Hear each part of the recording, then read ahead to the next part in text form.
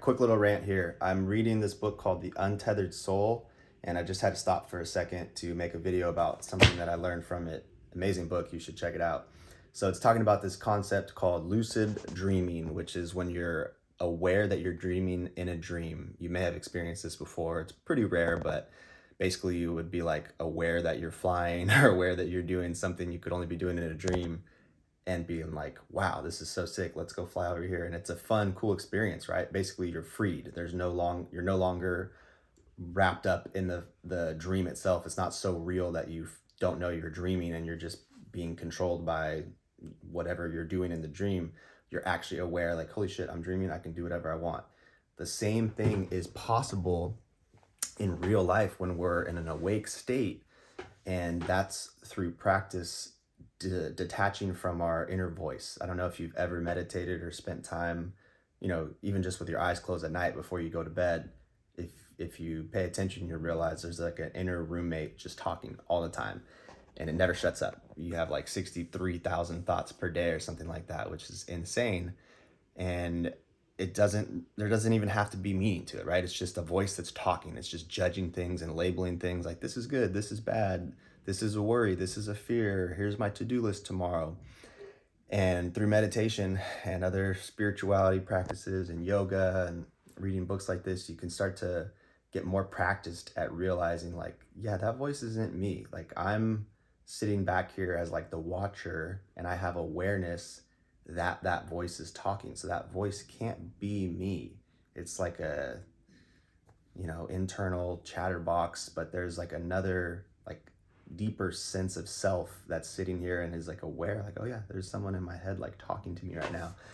And so the reason it relates to lucid dreaming is because in lucid dreaming, when you are aware that you're dreaming, you're unchained and you can do whatever you want. And the same is true when we become consistently aware in real life, awake, that there's another voice in our head just like screaming at us, begging for our attention. And it's usually what we listen to. It's usually what dictates our moves in the real world. And it's acting out of a place of fear and scarcity and control, trying to make sense of the world and help us avoid pain and seek pleasure. And it's just not attuned to modern society, and it's not really our friend. It's causing us to live a crippled, small-minded, fearful lifestyle. And I'm sure many of you can relate to this. It manifests in the form of anxiety and being emotionally reactive to things and feeling unfree and chained. And it's just not a good place to exist. And once you start doing this inner work,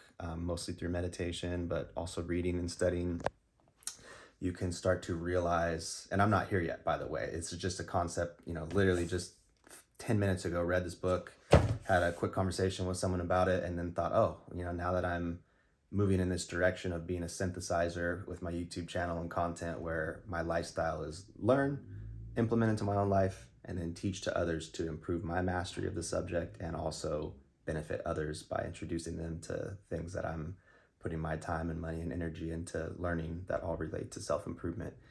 So on that notion, just learn this concept. I'm not an expert at it by any means, but it's really interesting to me. And if you follow my YouTube channel, there's a chance that we have something in common and you may find similar things interesting that I do. So this truly could relate to anyone. Doesn't matter if you like golf, fitness, whatever. It's just like understanding that concept internally, that with practice, we can learn to detach from that inner voice and just be more grounded and rooted in our self and that deeper sense of awareness. Like, oh yeah, that voice is trying to dictate the way I react to this situation in life. It's trying to get me to be emotionally reactive to an argument that I just had.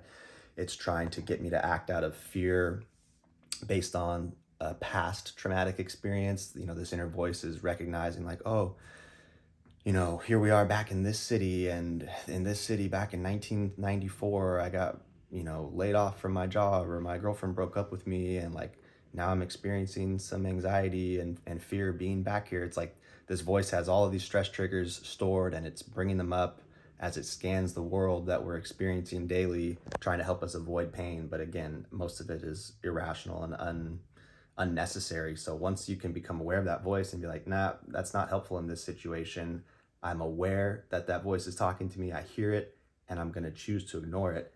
That's the same liberation and freedom that we get from a lucid dream, where it's like, yeah, I'm awake in the dream of life. And what our brain, by the way, can't differentiate. When we're in a dream, it feels like it's the real world.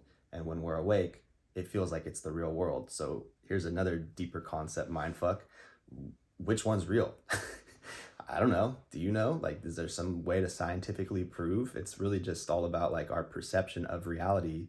And when we're asleep and when we're awake, both of those feel like reality. Yeah, that's why you can wake up in the middle of the night in cold sweats for having absolute night terrors and be like screaming and afraid, even though at least our current society would all agree like, oh yeah, that wasn't real, that was just a dream. But if it elicited the same emotional and physical response inside of your body that you would have awake, then who's to say which one is real? Anyway, another talk for another video. But I think it's a beneficial practice to, obviously meditating every day. When you just close your eyes and listen more to that inner roommate of yours, that's what's going to bring you closer to detaching from it and realizing like, oh yeah, that motherfucker just talks all the time and I didn't ask for his advice or opinion. Like, I don't need your advice, internal roommate. Like, I got this. Just because I'm driving through this city where I got broken up with in 1994 does not mean I'm going to have a panic attack now. Like, that was a long time ago and I'm moving on with my life. End of discussion. And then that will allow you to no longer act out of fear, but as if you were awake in the lucid dream and you're like, yeah, I'm going to go do what I want to do and live life on my terms, not listening to this inner voice. So interesting concept, and hope that helped. Peace.